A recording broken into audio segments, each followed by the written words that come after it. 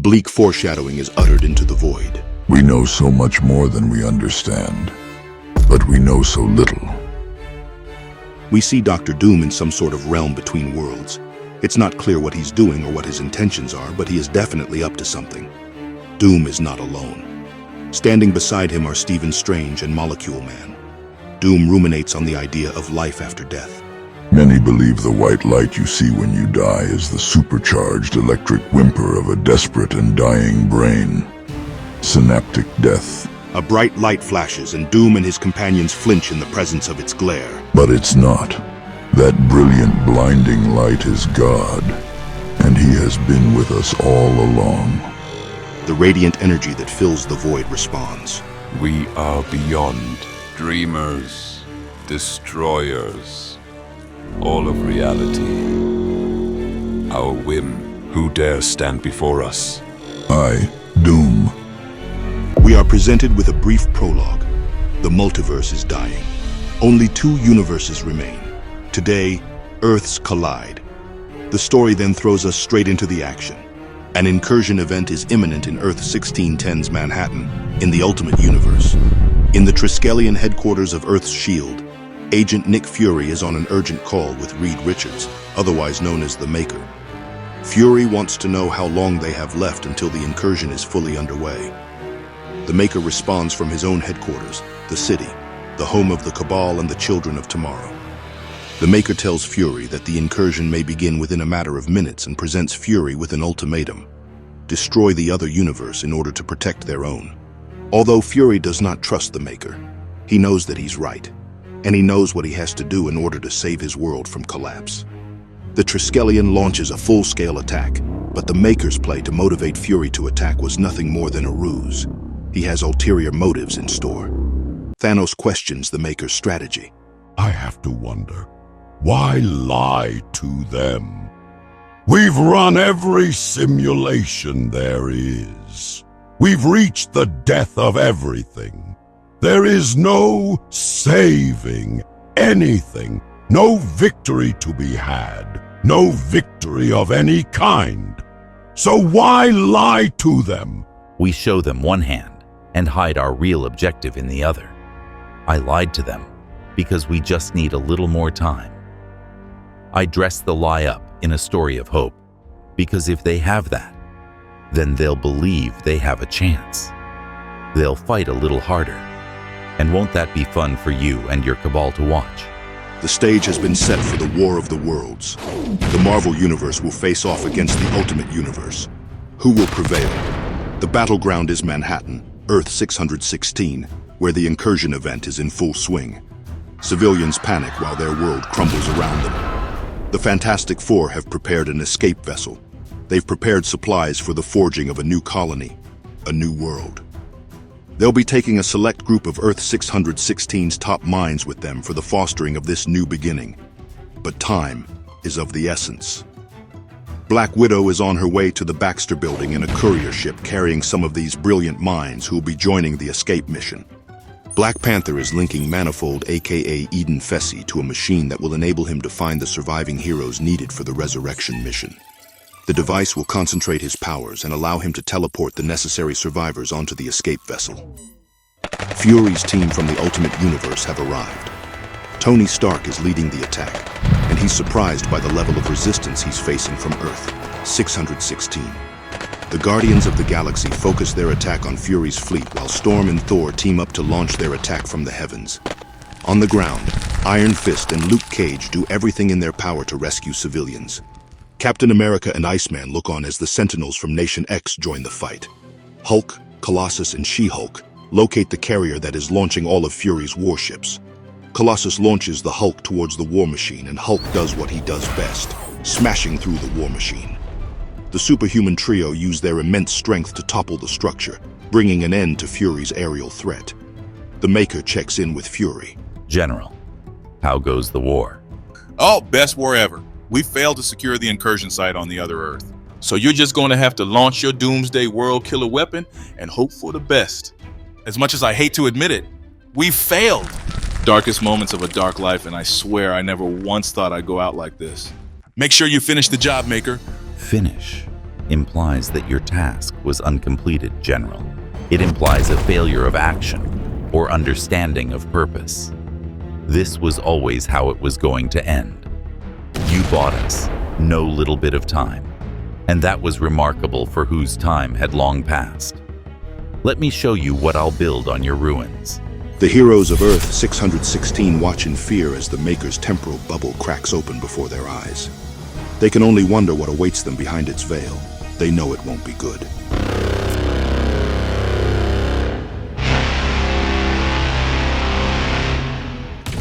The Maker has launched a second attack consisting of a fleet of warships and a doomsday weapon with the goal of obliterating Earth 616. Black Widow's ship is nearing the Baxter building, but they're taking heavy fire. Susan, I'm sorry. We're not going to make it. You're on your own. Oh no. They're gone, Reed. We've lost the resurrection team. Realizing that they're officially out of time, Reed looks to T'Challa to activate their backup plan. T'Challa looks Eden in the eyes and activates the machine. I'm sorry, Eden. It's option 2. Your powers through this machine will help us find the survivors that we need. Brace yourself. This is going to hurt. Do it. T'Challa activates the machine and an array of bright golden beams bursts out of Eden's body. On the battlefield, before Star-Lord can mourn the death of his beloved friend Rocket, he is consumed by one of Eden's golden beams and disappears. We see the same happen to Thor, Spider-Man, and Captain Marvel. Reed urges T'Challa that they must leave at once, or they will all die. He tells T'Challa to cut Eden loose from the machine so that they can escape. He made me promise not to, Reed. He believes he can still make this work. He believes he can still find what we need. Are you sure you want to stay, Eden? Yes! Go! Reed wastes not a second longer and launches the escape vessel. On board the vessel, we see all the heroes that Eden was able to save from the battle with his teleportation beams. The ship is taking strain as Reed attempts to fly them through the incursion event. The entire vessel is rattling violently. As the vessel bursts through the incursion, the entire hull is ripped off, separating the survivors. Susan uses her force field to encapsulate the hull and keep them alive. Her kids and Ben are in the hull with her too. T'Challa temporarily drops the shield on their half of the ship under Reed's instruction so that he can reach out and pull his family to safety. Susan holds on with all her might to keep up the integrity of her force field, while Reed reaches out to pull them back into the ship. Before Reed can get to them, the incursion splinters, and Susan is sucked into the void along with Ben and her kids. Knowing that they are already lost, T'Challa reactivates the shield.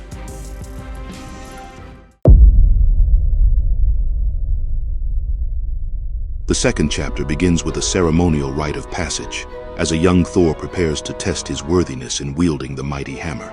Do you see it, boy? This is a test, which is fitting, for God measures us all in some way. This day, here and now, the test is yours. Step forward and seek his favor. Thor grabs the hammer with both hands and is immediately struck by lightning. Thor feels a surge of electricity coursing through his veins as he triumphantly lifts the hammer from its pedestal.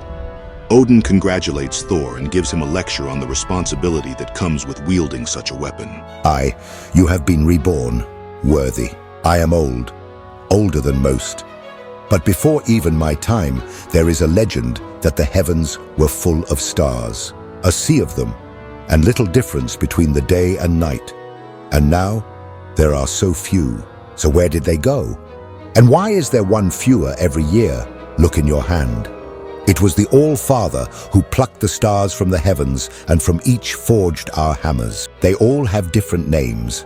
You will name yours. But they all serve the same purpose. Justice! A hall of Thors, all wielding mighty hammers, chants justice in unison.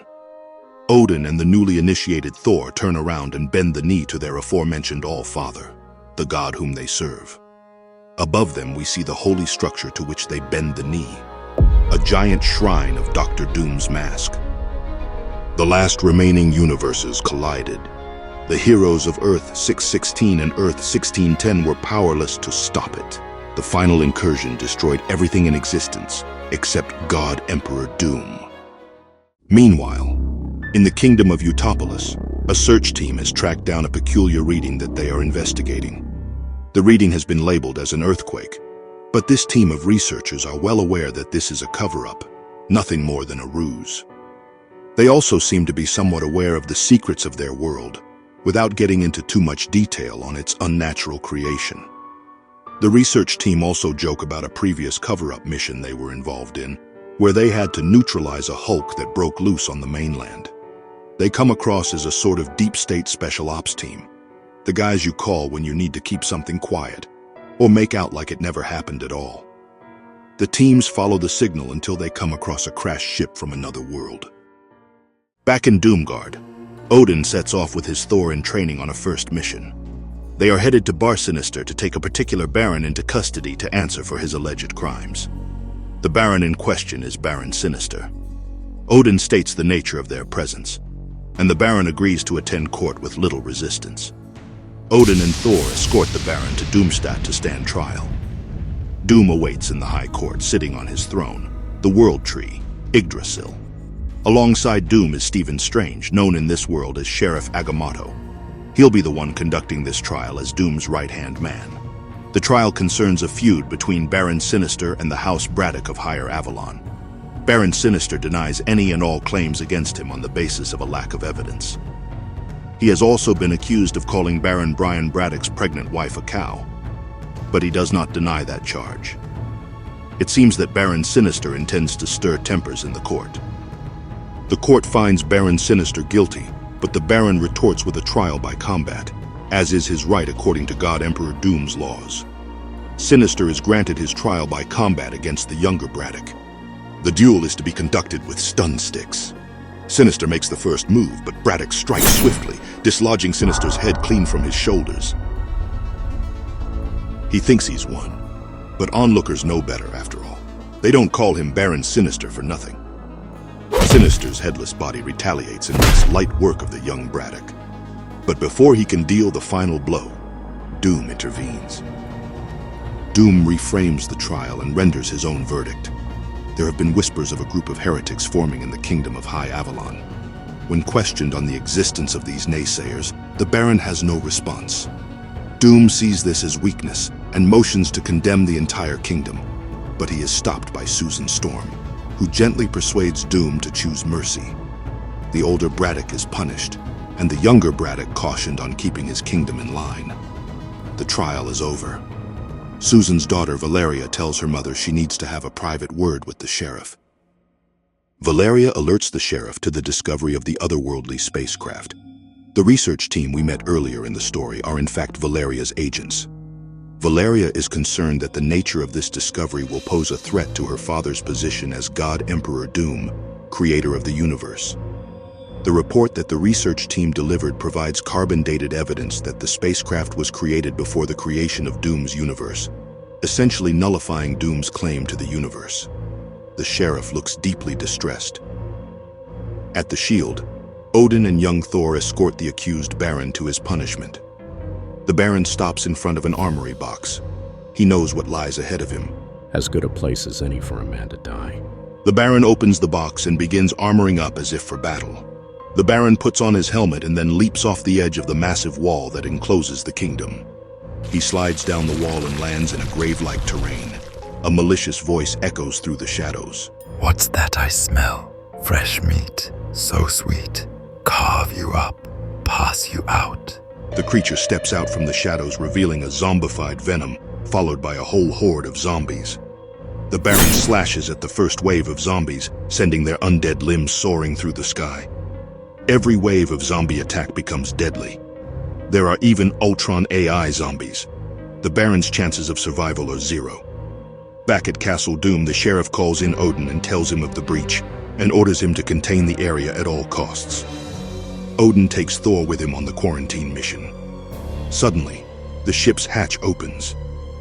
There is a moment of stillness as Thor and Odin inspect the ship's empty ramp.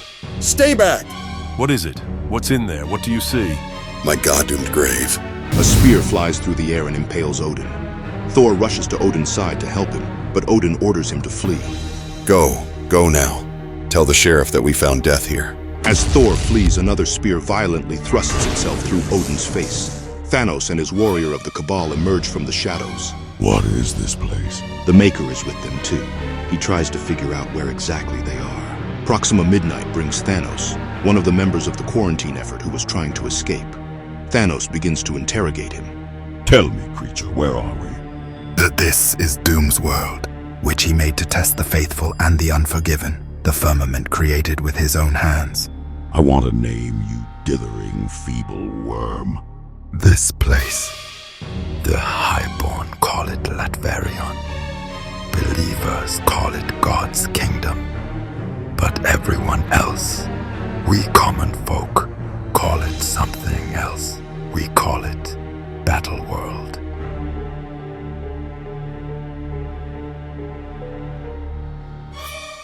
Stephen Strange, aka the Sheriff, is reading his daily reports to God Emperor Doom. The reports consist of minor skirmishes in the kingdoms and illegal border crossings, as well as Bar Sinister's most recent, and almost immediate taunt of the Braddocks following the trials. Doom is not impressed. Why do you bother with this, Stephen? What do you mean? You know full well what I mean. This banality.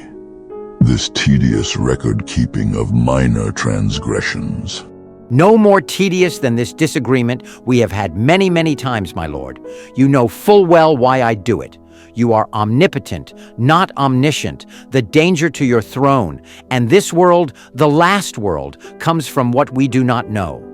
Yes, but this is a world like any other world of old, full of danger, and we will face such things as we have, together and in the order in which they present themselves.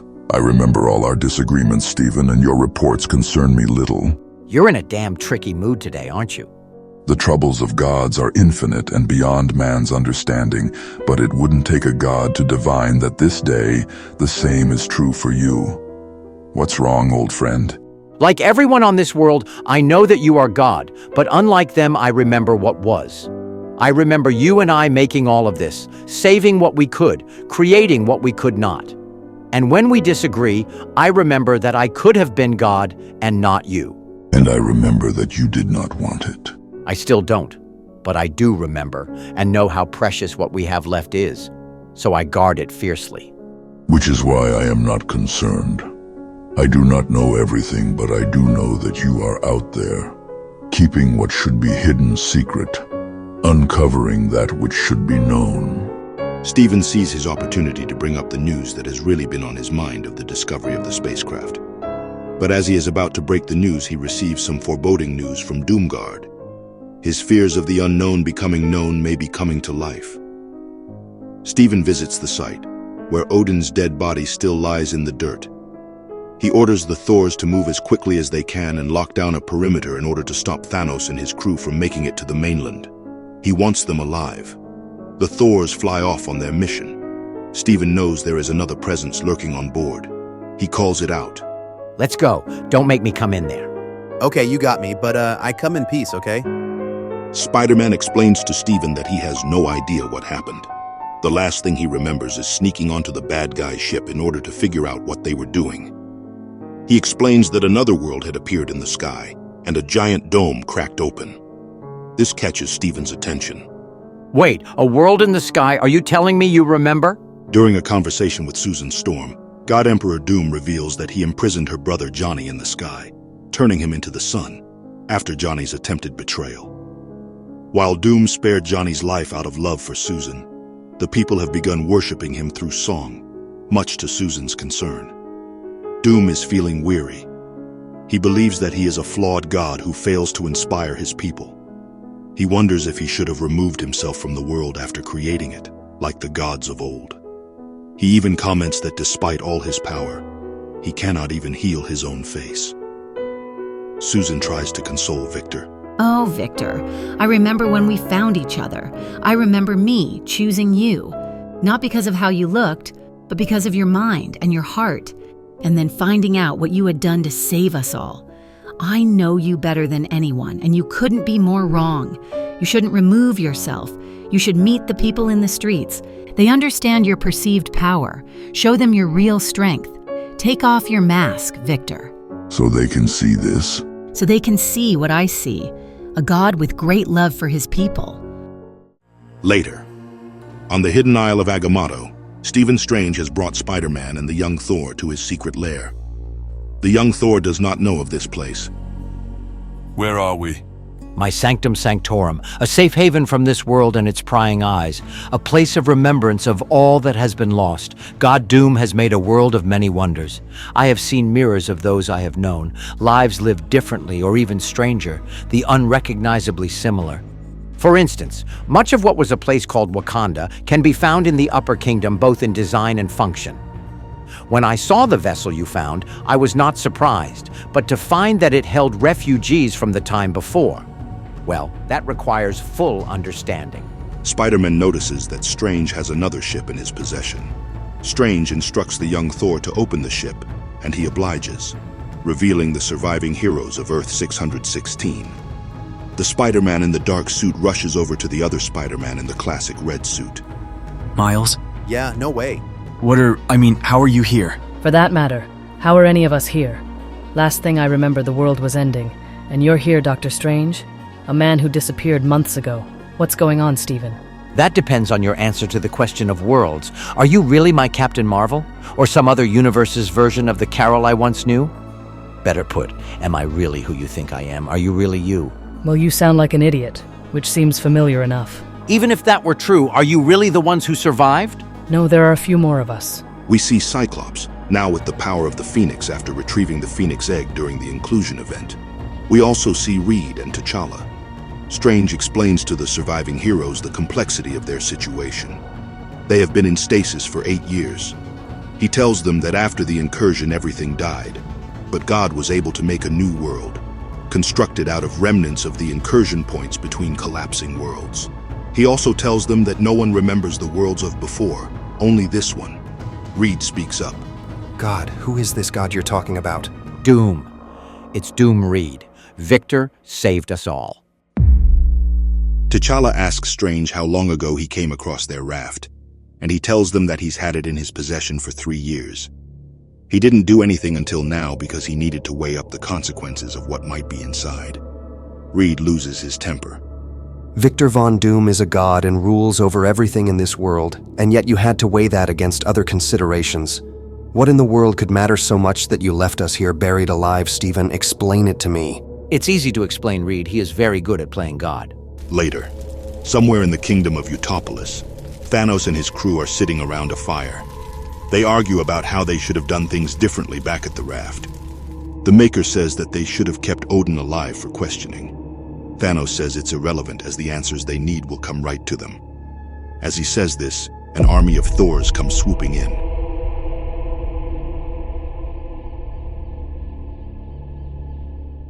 While the Cabal fights off the army of Thors, Strange attempts to explain how this world is different from the world that was, and even the multiverse that was. The universe was nothing but shattered remnants before Doom willed all those fragments into singularity. Strange argues that Doom's firm hand as the god of this world is necessary for its survival. Despite Strange's support for Doom's actions, the survivors of 616 will hear none of it. They think he's gone insane. Reed wants to know more. He needs to know how it all happened. Worlds, universes crashing together. You believed that there was something behind it. Well, you were right. There was something behind it. Unfortunately, no one could stop the perfect annihilation plan that the Beyonders had put in motion. But we could stop them, so we did. We killed them and took their power for ourselves. I looked into the abyss that was omnipotence, and I ran from it. Doom did not. Then he saved all that there was left to save. There is much disagreement in the room, but the quarrels are cut short as the young Thor's hammer begins to glow. Strange says that they are needed elsewhere. A Thor seeks an audience with Doom to report that the Cabal is devastating their army. Upon learning this, Valeria shows her father the battle unfolding. Doom dismisses their opponents as mere mortals, despite Susan noting that the Maker's force field can withstand Thor's hammer strikes. The situation escalates when Stephen arrives, and Susan is first to spot his companion, Reed Richards, prompting her to alert Victor. I don't know what it is about this one, my love, but there's something different about him, something special. The sight of Reed launches Doom into action and he departs to join the battle.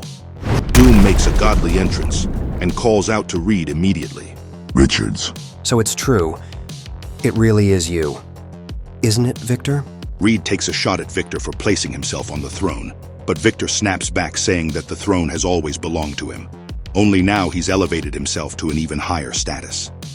Thanos joins the squabble, taunting Doom and saying that he is too shy to even call himself a god.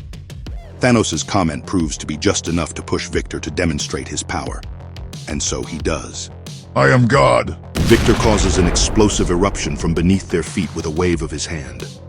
Cyclops decided to take Victor on personally, believing that he has the power to outmatch the self-proclaimed god of Battleworld. Cyclops' attack appears to be working, as Doom's entire being begins to melt under the immense heat of the blast. But his victory is short-lived, as Doom recovers and snatches Cyclops' neck with a suffocating grasp. Victor breaks Cyclops' neck, and Strange uses his powers to send the other players far away from the battle to prevent further conflict, knowing that Doom is out for blood. Where did you send them, Stephen? I scattered them to the wind. Why? Because we both know what was about to happen. They would have refused to bow before you, and then you would have felt compelled to eliminate such behavior. With prejudice, I couldn't allow that. You think that's an indulgence, but you know what they're going to try to do. They won't be able to help themselves. It's their nature. It's his. Well, maybe it's mine as well. Those are people we really know, from the old world, and I have lived a lifetime with some of them. We did great things together. And have you and I not done great things together, old friend? Of course we have, but I won't have anything to do with this. Call them back. No! You will not test me, Stephen. I didn't even tell him what you've done, and I'm sure he's going to be hard at work solving the problem of you. How much harder do you think that Reed Richards is going to try when he finds out that you stole his entire life? Look at you. Even with all this power, you're still afraid of him. Well, you know what, old friend? I think you should be. Doom has heard enough from his right-hand man, and with a wave of his fingers he swipes the flesh clean off of Strange's face.